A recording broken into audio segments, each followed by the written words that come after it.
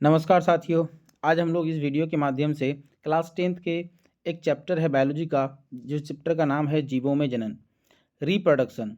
इस चैप्टर से काफ़ी इंपॉर्टेंट क्वेश्चन देखने को मिलते हैं और मैट्रिक परीक्षा में लगातार रिपीटेड क्वेश्चन पूछे जाते हैं इस चैप्टर से। उन्हीं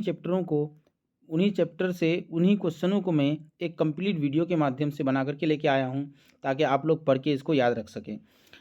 तो यहाँ पर इस आज की क्लास का सबसे पहला प्रश्न है, जनन कितने प्रकार के होते हैं? तो याद रखिएगा, जनन 2 प्रकार के होते हैं। एक का नाम होता है अलैंगिक, एक का नाम होता है लैंगिक। याद रखिएगा, जनन 2 प्रकार के होते हैं, एक लैंगिक, दूसरा अलैंगिक। दूसरा नंबर प्रश्न है हमारा, निम्नलिखित में से कौन सा अलैंगिक जनन का प्रकार नहीं है? अलैंगिक जनन का प्रकार नहीं है, इसका मतलब लैंगिक जनन का प्रकार है। तो निषेचन कब होती है? तो याद रखिएगा, जब स्पर्म और ओवम की दोनों भिन्न भिन्न जातियों में हो, दो भिन्न भिन्न जीव जंतुओं में हो, तो उस तरह के रिप्रोडक्शन सिस्टम को क्या कहते हैं? निषेचन कहते हैं। दोनों को मिलने की प्रक्रिया को क्या कहते हैं? निषेचन कहते हैं। और ये दोनों अलग अलग जीवों में होते हैं। विखंडन, पुनर्जनन एक ही जीव में होते हैं, इसको क्या कहते हैं? अलैंगिक जनन कहते हैं। लैंगिक जनन वो होते हैं जिसमें दोनों अलग अलग जातियों में स्पर्म और अलग अलग जीव जंतुओं में स्पर्म और ओवम होती हैं, और दोनों के मिलने की प्रक्रिया को क्या कहते हैं? निषेचन कहते हैं। तो याद रखिएगा, क्वेश्चन नंबर दूसरा का right answer option number 2 correct, option number C correct होने वाला है। आगे बात करते हैं हम लोग क्वेश्चन नंबर तीसरा हमारा है, निम्नलिखित में से कौन सा जीव विखंडन द्वारा जनन करता है? तो याद रखिएगा, विखंडन द्वारा जनन कौन करता है? अमीबा विखंडन द्वारा जनन करता है। तो विखंडन भी होते हैं, बहुखंडन भी होते हैं विखंडन में, या द्विखंडन भी होते हैं। याद रखिएगा, अमीबा एक ऐसा जंतु है जो जिसमें विखंडन में द्विखंडन भी होता है, बहुखंडन भी होता है। याद रखिएगा। आगे बात करते हैं, अगला नंबर क्वेश्चन है हमारा, चौथा नंबर क्वेश्चन है, किस जीव में कायिक प्रवर्धन होता है? तो याद रखिएगा, आलू में कायिक प्रवर्धन होता है।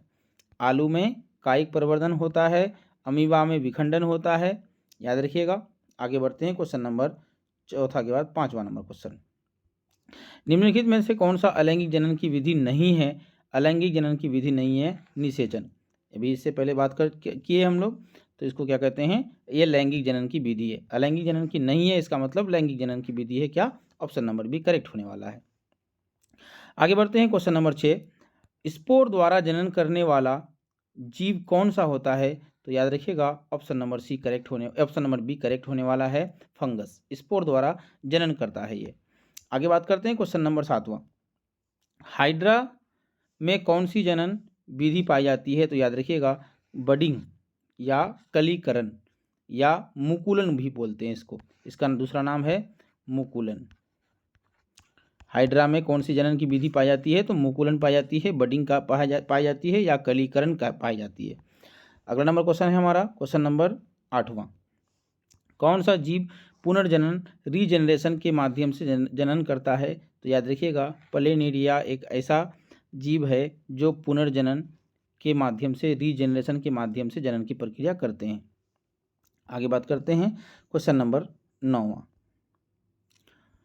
कौन सा स्पोर के माध्यम से जनन करने वाले पौधे कौन से होते हैं? तो याद रखिएगा, फर्न और मॉस जो होते हैं, ये स्पोर जनन के माध्यम से ये अपनी जनसंख्या को बढ़ाते हैं।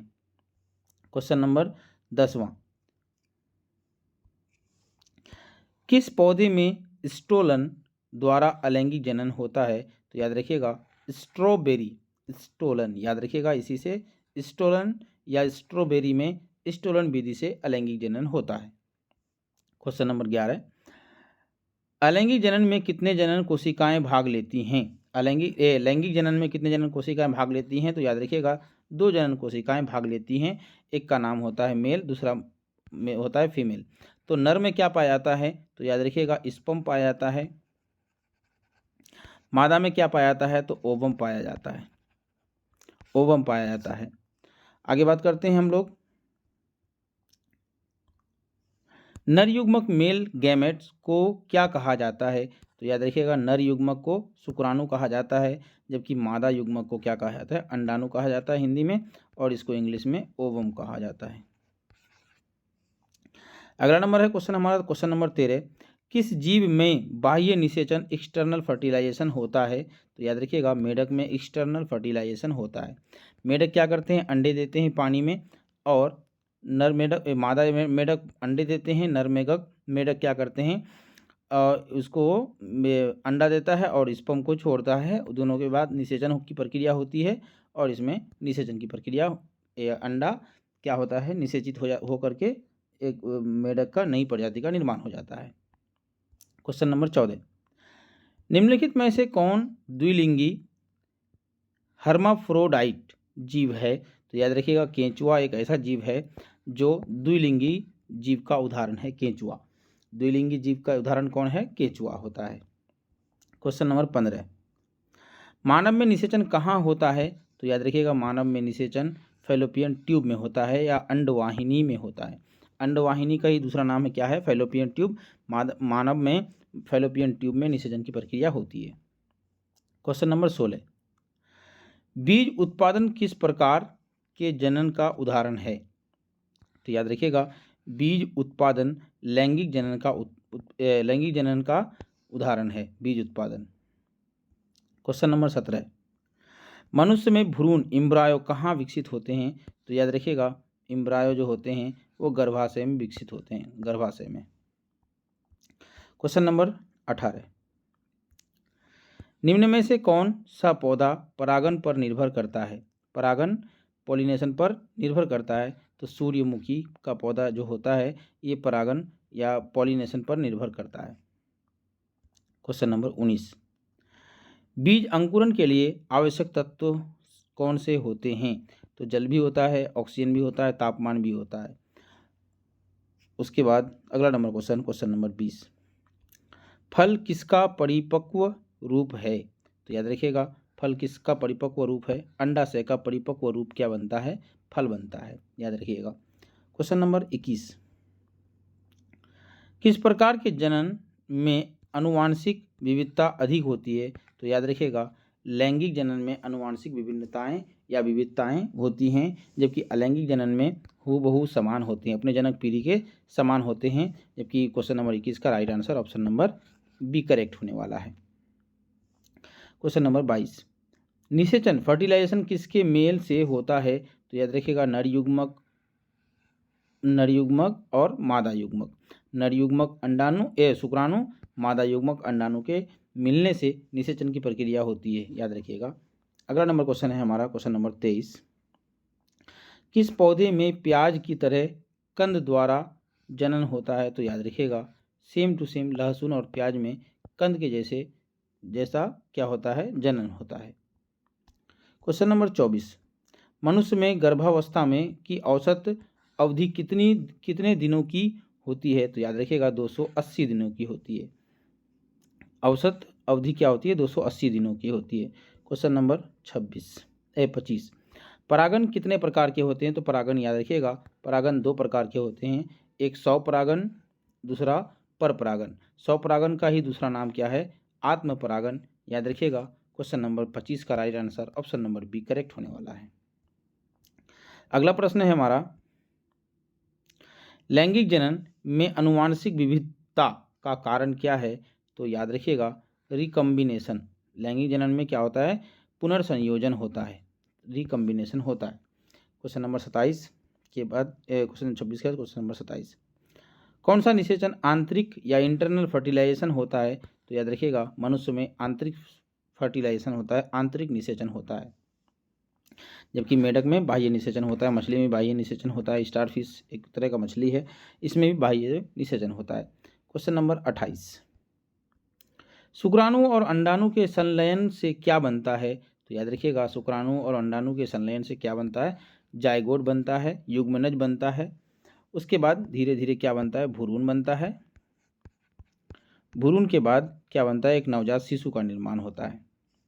आगे बात करते हैं क्वेश्चन नंबर 29, शिशु के लिंग का निर्धारण किस प्रकार निर्भर करता है? तो याद रखिएगा पुरुष के क्रोमोसोम पर निर्भर करता है शिशु के लिंग का निर्धारण। पुरुष में क्या होता है? XY क्रोमोसोम होते हैं, जबकि फीमेल में क्या होते हैं? X क्रोमोसोम होते हैं। यहाँ से XX लेकर के बनेगा तो क्या हो जाएगा? फीमेल बन जाएगा, जबकि एक्स और वाई लेकर के बनेगा तो ये क्या हो जाएगा, मेल बन जाएगा। याद रखिएगा। तो ये हमेशा ज़्यादातर पुरुष शिशु का जब लिंग का निर्धारण होगा तो कौन सा क्रोमोसोम पर डिपेंड करेगा, तो पुरुष के क्रोमोसोम पर। क्वेश्चन नंबर 30, मादा युग्मक को क्या कहा जाता है? तो याद रखिएगा, मादा युग्मक को अंडाणु कहा जाता है, ओवम कहा जाता है।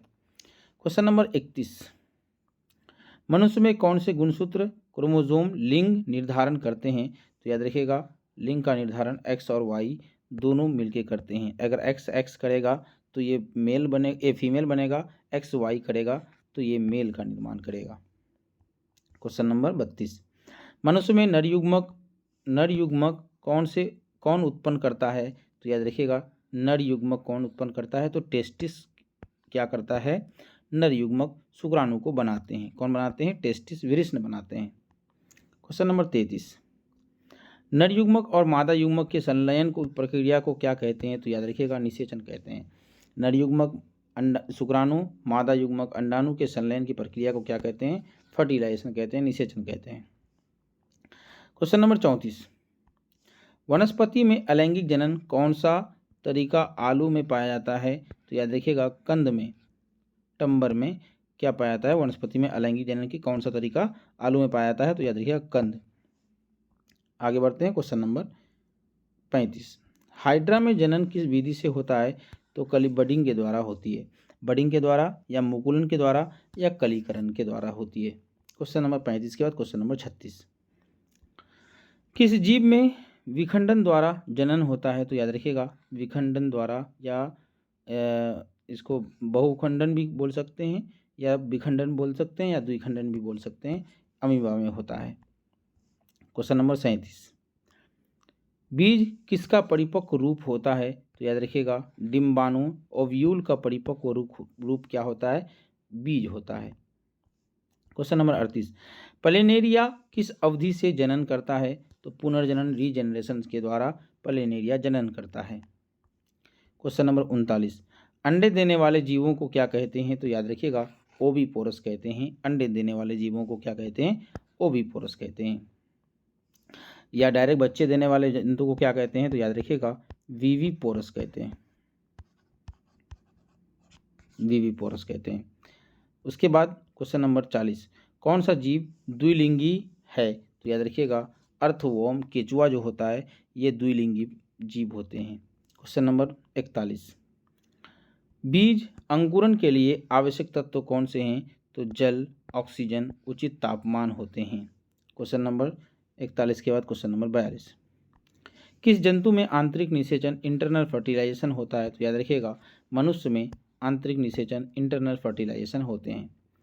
क्वेश्चन नंबर 43, स्पर्म में कौन सा गुणसूत्र लिंग निर्धारण के लिए उत्तरदायी होता है? तो एक्स और वाई दोनों क्या होते हैं? लिंग निर्धारण के लिए उत्तरदायी होते हैं।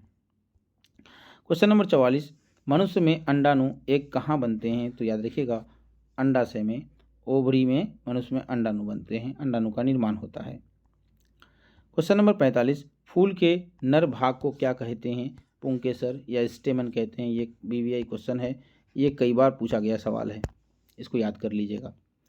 आगे बढ़ते हैं। क्वेश्चन नंबर 46, फूल के मादा भाग को क्या कहते हैं? तो याद रखिएगा, स्त्री केसर या कार्पेल या पिस्टिल कहते हैं इसी को। परागकण कहाँ पाए जाते हैं? परागकण परागकोश में पाए जाते हैं या पुंकेसर में पाए जाते हैं। आगे बढ़ते हैं। क्वेश्चन नंबर 47, मुर्गियों में निषेचन कहाँ होता है? तो याद रखिएगा, मुर्गियों में निषेचन कहाँ होता है? अंडवाहिनी फैलोपियन मनुष्य है ना, मनुष्य में निषेचन कहाँ होता है? तो अंडवाहिनी फैलोपियन ट्यूब में होता है। क्वेश्चन नंबर 48, फर्न और मॉस में किस अवधि से जनन होता है? तो स्पोर द्वारा फर्न और मॉस में क्या होता है? जनन की विधि होती है। क्वेश्चन नंबर 49, कौन सा जीव द्विलिंगी नहीं है? तो केंचुआ तो द्विलिंगी है, हाइड्रा भी द्विलिंगी है, जोंक भी द्विलिंगी है, तो मेढक क्या है? एक लिंगी जीव है। याद रखिएगा, ये इस क्वेश्चन को काफ़ी इंपॉर्टेंट क्वेश्चन है। एक लिंगी जीव है ये मेढक द्विलिंगी एक लिंगी जीव है, और ये हाइड्रा, केंचुआ, जोंक जो होता है ये द्विलिंगी जीव होते हैं। द्विलिंगी जीव होते हैं। अगला नंबर क्वेश्चन है हमारा क्वेश्चन नंबर 50। बीज रहित पौधों में जनन किस विधि से होता है? तो बीज रहित पौधों में जनन क्या होता है? बीजाणु या स्पोर्स द्वारा होते हैं। तो ये था हमारा टॉप 50 ऑब्जेक्टिव क्वेश्चन जो कि जनन चैप्टर से था। टॉप 50 ऑब्जेक्टिव क्वेश्चन जनन चैप्टर से था। अब हम लोग नेक्स्ट वीडियो में आनुवांशिकता से संबंधित प्रश्न जो हैं 50 क्वेश्चन ये भी हैं, इसको भी मैं नेक्स्ट वीडियो में कराऊंगा। तब तक के लिए जितना दिया गया है आप लोग उतना याद कर लें, ताकि एग्ज़ाम के लिए काफ़ी इंपॉर्टेंट होने वाले हैं। तब तक के लिए हमको इजाज़त दीजिए। नमस्कार। अगर हमारे यूट्यूब चैनल में नए हैं तो सब्सक्राइब कर लें, बेल आइकन को दबाना ना भूलें। तब तक के लिए बने रहें। नमस्कार।